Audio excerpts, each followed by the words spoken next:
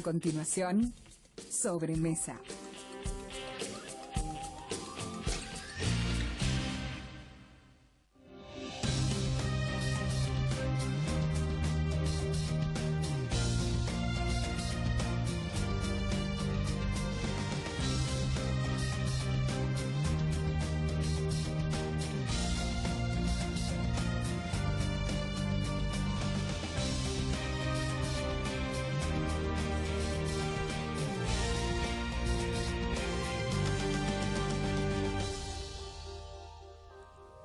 ¿Qué tal? ¿Cómo le va?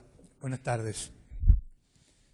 Estamos viviendo un momento, si usted quiere, triste porque se fue otro joven. Es decir, la inseguridad se cobró otra víctima en la provincia de Jujuy. Voy a estar en un minuto con el doctor Gustavo García, porque además de estos temas, no queremos olvidarnos de la cuestión de la justicia, porque en este andamiaje es fundamental. Justicia independiente. Pero antes que nada quería tomarme unos minutos, si usted me permite, para hablar sobre el ministro Alberto Matúc. Las últimas actitudes del ministro tienen una explicación, y es en el marco, creo yo, de la profunda crisis interna que tiene el gobierno o la gestión Fernández-Geneses. Y el ministro Matúc derrocha demasiada energía, a mi humilde entender, entrando en esta espiral de ira y de bronca, producto de la impotencia de un gobierno que está agotado. Es decir, esta es la explicación a la reacción del ministro Matúc, con la concejal de Fraile Pintado, en el acto eleccionario, ¿se acuerda? Cuando parecía que, en vez de hablarle a la población y felicitarla porque había ido a votar, parecía que estaba subido, parecía Arminio Iglesias, quemando el cajón, ¿se acuerda? Bueno, pero esto es producto ¿de qué? De la impotencia de pertenecer a un gobierno que está agotado. Entonces, también es bueno preguntarse ¿para qué está Matúc? Se me ocurre que para proponerle al gobernador su función institucional, ¿cuál es? Proponerle al gobernador las normas, las acciones sobre políticas internas orientadas a mantener el orden público, la seguridad y la paz social. Para eso está el ministro Matúc, para eso es ministro de gobierno de la provincia de Jujuy. No para pelearse con los periodistas o para pelearse con los concejales. Eso es una pérdida de energía absurda. Matúc debería estar coordinando, por ejemplo, y controlando la ejecución de planes y programas del gobierno en materia de prevención y control de la delincuencia. Para eso es el ministro de Gobierno. Por eso me he tomado este tiempo para analizar, porque no entiendo la actitud del ministro Matúc. Pero, además de no entender esto, sí tengo un convencimiento de que Matúc sería incapaz, porque tengo gente que lo conoce, yo lo conozco, ¿sí? Y sería incapaz de ejecutar una amenaza como la que le realizó en el Congreso del Partido Justicialista a esta humilde concejal, si usted quiere ponerle algún adjetivo al tema.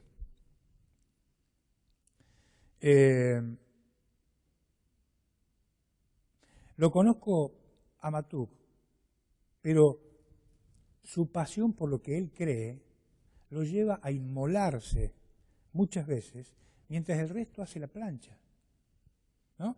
Y el único que está pagando costos en este gobierno es el propio ministro. Usted lo ve al resto de los funcionarios, no se les mueve un pelo. Y el único que se inmola es el ministro de Gobierno. ¿Sí? Matuk no puede, de acuerdo al cargo que ocupa, decir las cosas que dijo, porque está en un lugar que no es de él. Está en representación de un gobierno, ¿sí? Y tiene la responsabilidad de velar por la seguridad de miles de ciudadanos.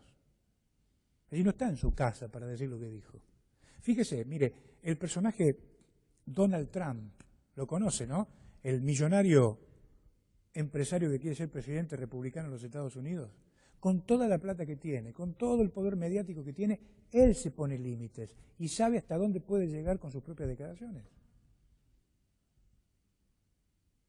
Entonces, el ministro, sé que queda poco tiempo de mandato, naturalmente, hasta el 10 de diciembre, pero debería reflexionar, creo yo, sobre estas palabras, de la visión de este humilde periodista que no puede entender el nivel de,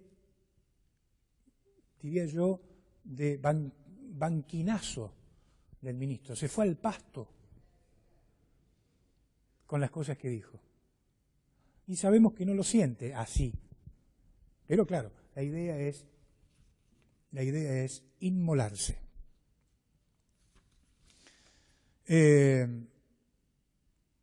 Por eso digo, todo tiene un límite. Lo de Matuk ha sido un exceso, creo, producto de su pasión frente a la impotencia de un gobierno que ha cumplido un ciclo. Ahora, aún en este escenario de adversidad por la que está atravesando el gobierno, me parece a mí que mantenerse sereno también es un gesto de madurez política. Matuk debería ser quien, aún en esta circunstancia que es difícil para el Frente para la Victoria, debería ser quien debe poner los paños fríos en esta situación. No subirse a la espiral de la ira, que termina involucrándolo en este papelón que él no lo siente. Mientras el resto, vuelvo a insistir, hace la plancha. Entonces hay uno que se inmola y el resto hace la plancha. Porque creo que el ministro político, además, es el filtro, el negociador, es el garante de los equilibrios en el juego de la democracia, aún en la derrota. Ministro, mire, yo lo conozco, hace muchos años que trabajo en Jujuy, vengo a Jujuy. No se inmole envuelto por su ira, porque se trata del resultado de una elección. No es un tema de vida o muerte. Si quiere inmolarse y quedar en el recuerdo para que la sociedad diga, ah, mira, ahí está Matuk, ¿sabe qué? Resuélvale los problemas a la gente.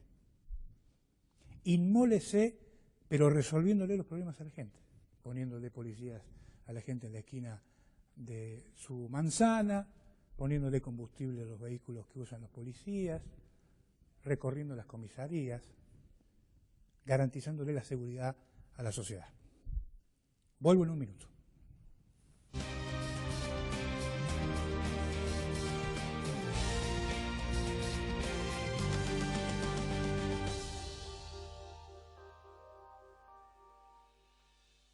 Bueno, retomamos el tema para el cual armamos el programa de hoy, que tiene que ver con la selección de los jueces. Hay una nota del Colegio de Abogados al Superior Tribunal de Justicia para que el Superior Tribunal de Justicia en 10 días se expida en torno a una acordada que se dictó en el año 1994, donde pone los instrumentos para que se genere o se cree un consejo asesor para que puedan elegir los jueces medianamente en forma transparente. Esto está en curso. Hubo una asamblea y vamos a hablar con uno de los abogados que asistió a la asamblea de los otros días, el doctor Gustavo García. ¿Cómo le va, doctor? ¿Qué dice? ¿Cómo anda? Muy bien, ¿cómo le va? Encantado. Bueno, cuénteme, ¿usted quedó conforme con la postura de la mayoría de la asamblea o hubiera preferido que hubiera ganado otra moción? No, la verdad que no estoy conforme con la decisión que se arribó en la asamblea, pero la respeto y la voy a apoyar porque ha sido una decisión tomada por todos los matriculados. Yo quiero insistir en esto. Primero que nada, quiero decir, me parece a mí que el Consejo Directivo del Colegio de Abogados está yendo por atrás de las expectativas de todos los matriculados. ¿Por qué digo esto? La convocatoria de la Asamblea no ha sido hecha por el Consejo Directivo. Fue a instancia de la Asociación Judicial de Abogados, que preside el doctor Masachesi, la convocatoria de esta Asamblea. Y se ha demorado mucho en fijarla. Eso también es importante.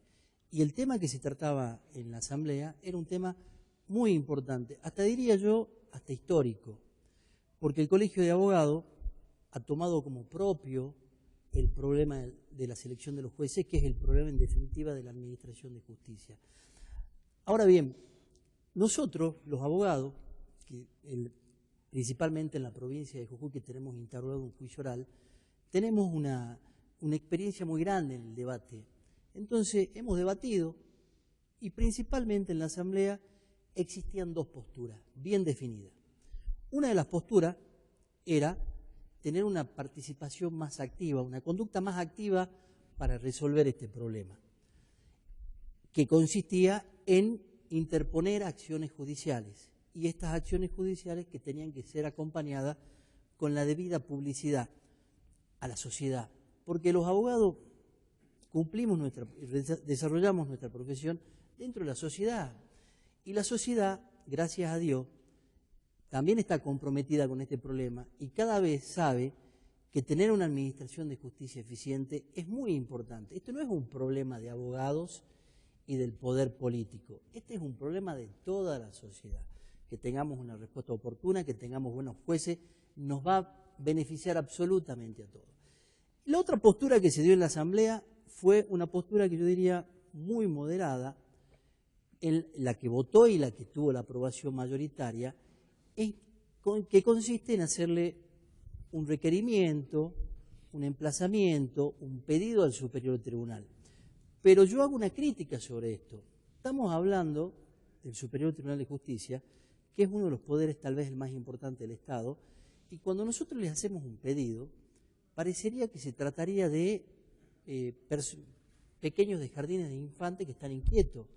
No, saben absolutamente con suficiencia cuáles son sus atribuciones, los derechos que tienen. Es más, son los que determinan en última instancia el derecho en disputa que cualquier ciudadano de la provincia de Jujuy tenga en tribunales. O sea que estamos hablando de personas absolutamente preparadas. Entonces me parece que es una medida absolutamente ineficiente, inoficiosa.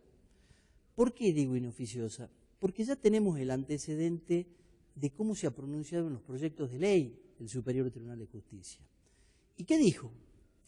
Muy sintéticamente, que cualquier limitación que se haga a las facultades que ellos tienen para nombrar funcionarios públicos resulta en absoluto inconstitucional. Y rechazan estos pedidos, estas modificaciones para nombrar a los funcionarios.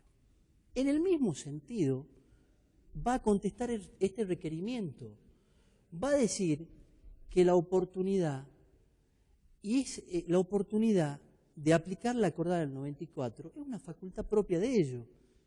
En pocas palabras, depende de ellos aplicarlo o no, y es legal. Ahora, este debate trasciende lo legal y trasciende la interpretación constitucional. ¿Por qué? Porque ¿qué pasa en el mientras tanto? ¿Qué es lo que nosotros criticamos y hacemos una gran crítica? Y se puso un ejemplo en la Asamblea muy ilustrativo. Se dijo que a la hora de las designaciones de los cargos tienen ventaja la agrupación hijo.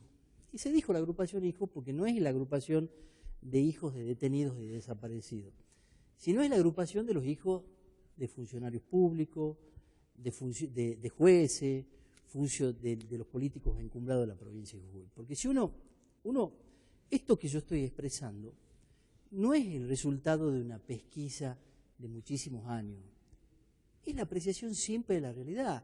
Nosotros vamos permanentemente a tribunales y observamos que el hijo de tal funcionario o el hijo de tal diputado entró como secretario o como prosecretario del Poder Judicial. Y acá también, en la Asamblea, se hizo una crítica a los partidos políticos. ¿Por qué? porque ellos también tienen que hacerse cargo de esta situación.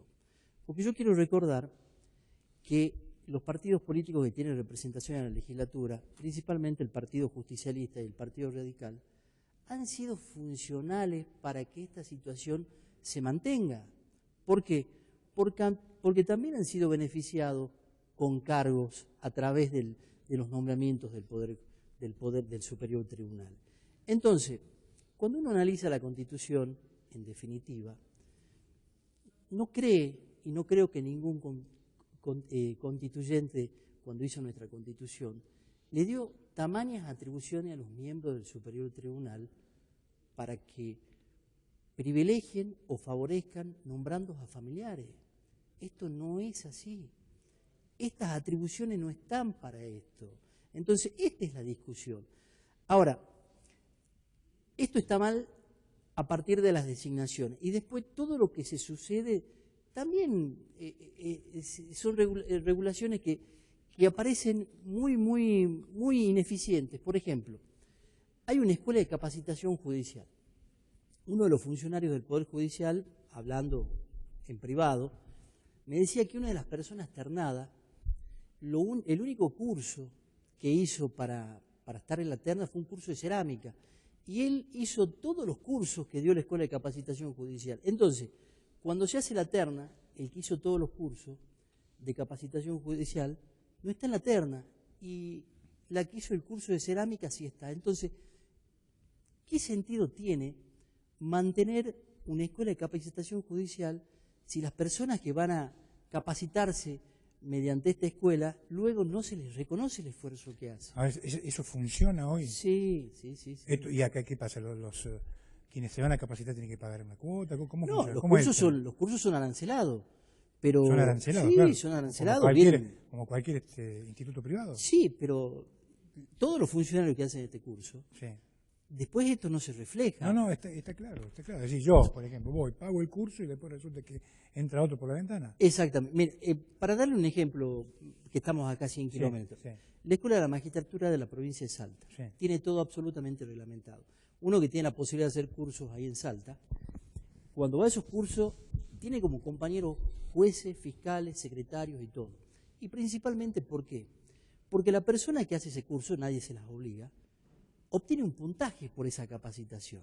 Entonces, cuando va a concursar al cargo que quiere ser un juez, quiere ser juez, fiscal, secretario, esa capacitación le da un puntaje. Entonces, el que no la hizo no lo tiene. Entonces, a esa persona se le reconoce la capacitación absoluta. Y ahora nosotros vemos que este tema se acentúa un poquito más, porque a partir del 1 de agosto se sancionó el nuevo Código Civil. Sí, claro. Y bueno, doy nombres porque esto se ha hecho público, ha sido un tema también que ha sido utilizado ha sido ampliamente difundido. Ya nosotros los abogados y toda la sociedad entendemos que estar casada con un diputado provincial no es suficiente requisito para ser juez. Y yo pongo en consideración de toda la sociedad. Cualquier ciudadano puede perder hasta su casa por una mala decisión judicial. Y ahora tenemos un Código Civil que va a empezar a aplicarse y obviamente la actividad de los jueces de apelación va a ser enorme. Va a ser enorme porque estamos... Mucho más compleja.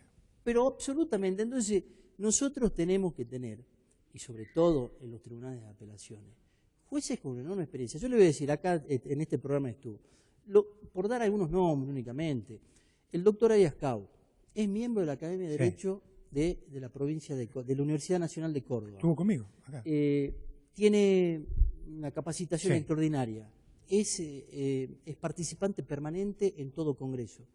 Si el Superior Tribunal de Justicia pone su mirada en la designación de este abogado, ¿qué podemos decirlo los colegas? Nada, es un beneplácito. El doctor Pablo Marmo, uno de los comercialistas más conocidos del noroeste argentino.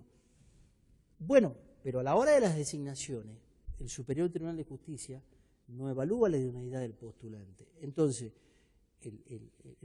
la crítica nuestra. Y es que es una crítica de absoluta buena fe. Ahora, esto, ya sé que hay buena fe en la crítica.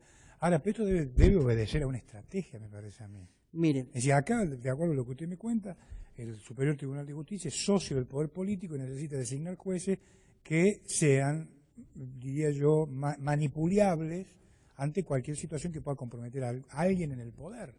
Porque si no, no me cierra a mí la idea. hay dos cuestiones que son fundamentales en esta situación que le indican la realidad. El privilegio inherente a ser miembro del Superior Tribunal de Justicia es esta atribución de nombrar personal. Personal que va a cobrar entre 14 y 38 mil pesos. Yo entiendo que la gran resistencia a cualquier cambio está en perder este privilegio. Es una bolsa de trabajo en la que lamentablemente se benefician familiares y amigos. ¿Y cuál es el segundo problema? La persona que accede al Poder Judicial, promovido por algún partido político, miembro del Superior Tribunal, lamentablemente tengo que decir que ingresa condicionado.